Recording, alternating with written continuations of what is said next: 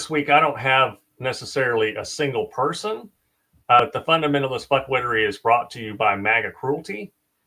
So I'm going to read some things that I saw on social media. For those who are watching, you'll be able to see it. But this is from a pastor in Virginia. Trump is not deporting enough illegals or sending enough leftist judges to prison. Train yourself to be joyful when you see illegals crying. That is justice, and it must happen for Americans to afford a home. Now, the Bible is an anthology, right?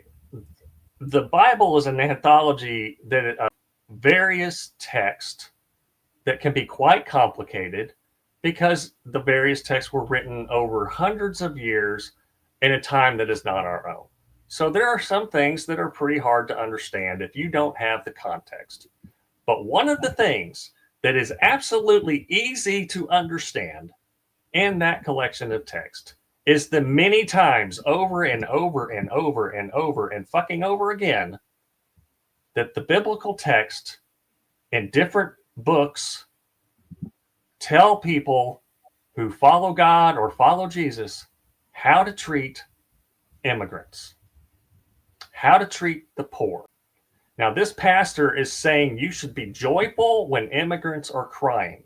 That tells me that that pastor shouldn't be the pastor of a church, should probably be investigated by Child Protective Services or something, because if you got that kind of hate in your heart, there is no telling what you're doing to other people. And you should, and I mean, a church is a place that's dedicated to the teachings and the death, burial, and resurrection of Jesus.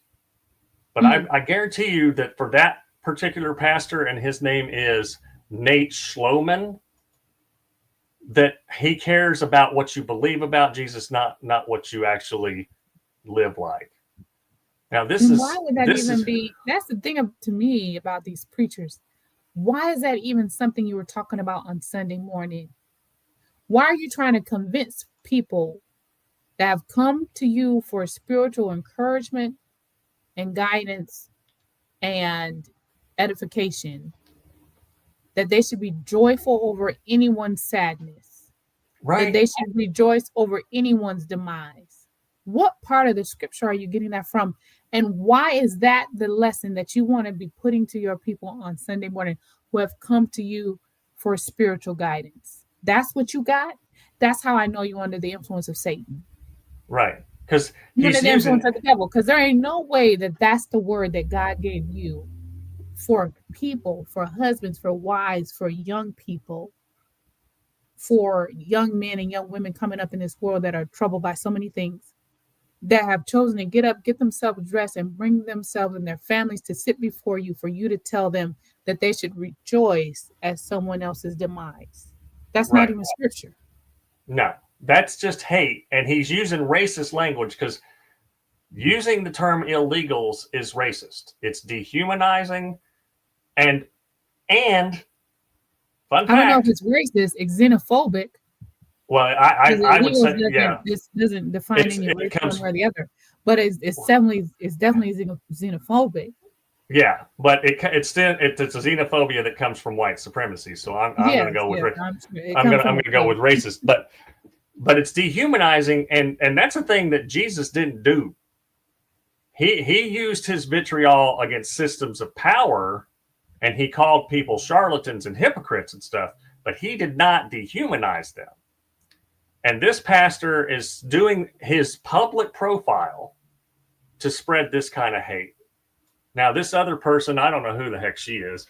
I don't think she's a pastor, but she got Jesus-y stuff in her profile, and it says, another W for Trump. The deal to reopen the government is done. No Obamacare money, no money for illegals. It's a wrap. And my response to her was, your support for Trump and racist language tell me you don't know anything about Jesus.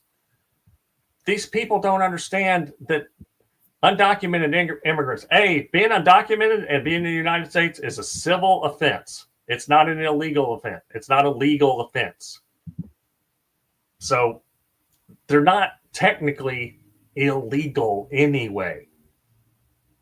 They're just here, and it's a fine. Well, not everybody that they're picking up and arresting and detaining and kidnapping are even illegally here. Right. They're picking up and arresting and detaining folks that are legally here. Absolutely. So the argument goes out the window when a quarter of the folks you're picking up are legally here.